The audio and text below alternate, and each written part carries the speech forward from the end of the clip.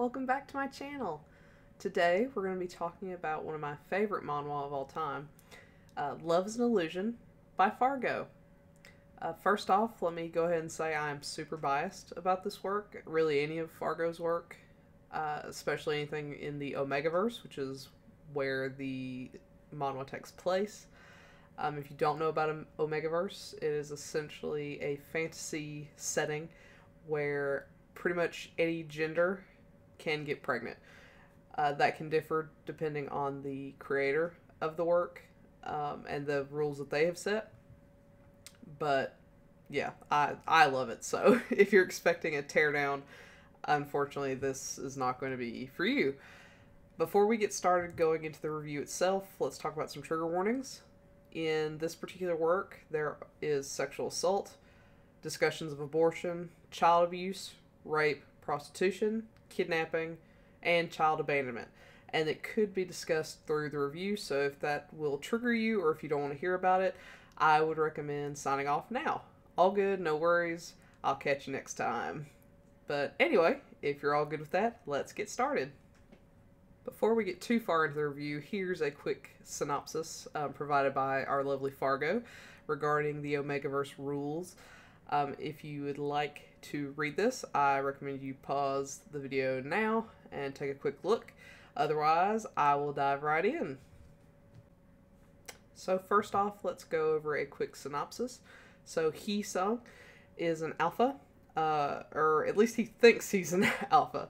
However, that belief quickly goes down the drain while Hee-sung is working at a party and runs into the dominant alpha and musician Dojin. After being exposed to Dojin's dominant pheromones, Hee-sung goes into heat.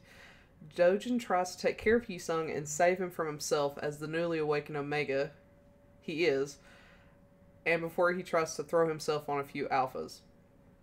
Dojin whisks Hee-sung away to a hotel where Hee-sung rants and raves that there's no way he could be an Omega.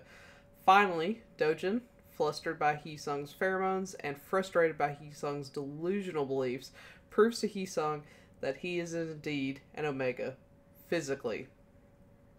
After the dirty deed, Dojin realizes that he actually enjoyed it even though he supposedly hates Omegas, because of the notion that Omegas and Alphas have to be together.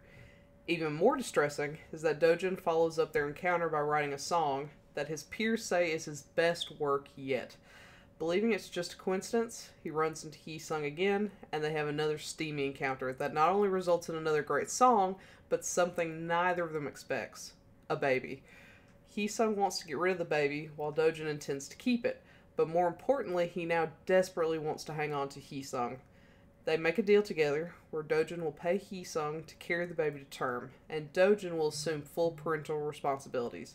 Hee-sung will finally be financially comfortable, and he won't have to be a mother.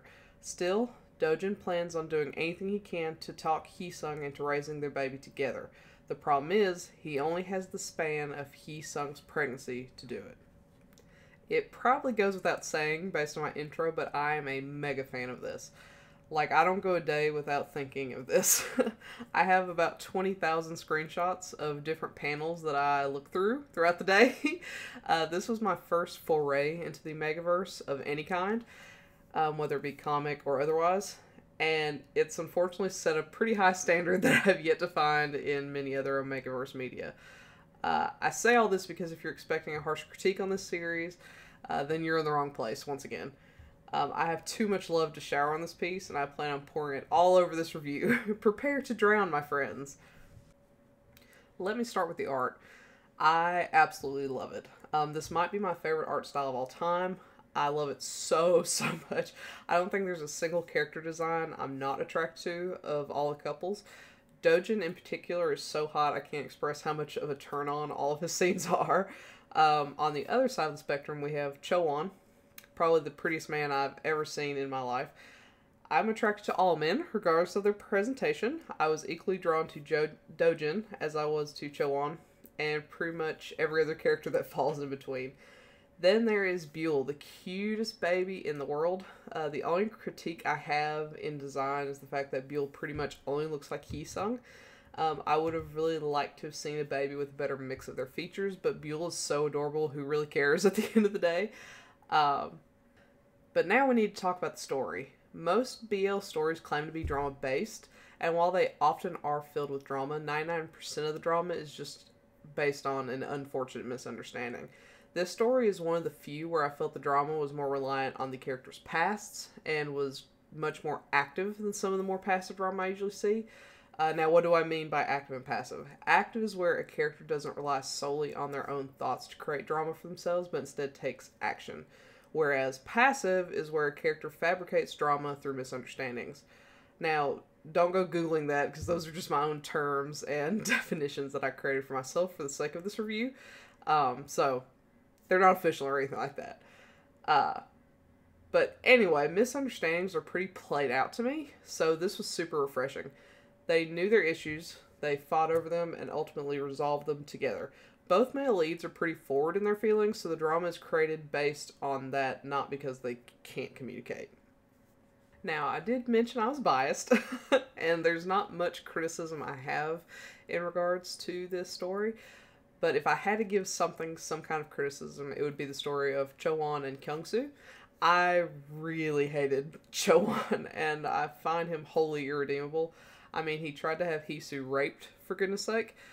If that doesn't make someone an unforgivable monster, I don't know what would. I don't think he deserved a happily ever after with Kyung-soo, especially since Kyung-soo is such a ray of sunshine. But maybe that's why they work well together. If I had it my way, though, Cho-won would have ended up alone. Even with that, though, we still get such a complete story, packed from beginning to end with delicious drama, steamy sex scenes, and fun family moments. Hee-sung is forever my favorite tsundere, Dojin is the daddy of my dreams, and Buell is a precious being that should always be protected. Even for how long and well crafted this all is, I can't help but selfishly crave more. If I had it my way, the story would never end, and I would just live in this world forever. I can only hope we get more from Fargo, especially more raising a family style Omegaverse stories. But at this point, I think I'd read anything from this creator, and I hope you can anticipate many more reviews on Fargo's work from me. So it probably goes without saying, but this is probably my favorite manhwa of all time.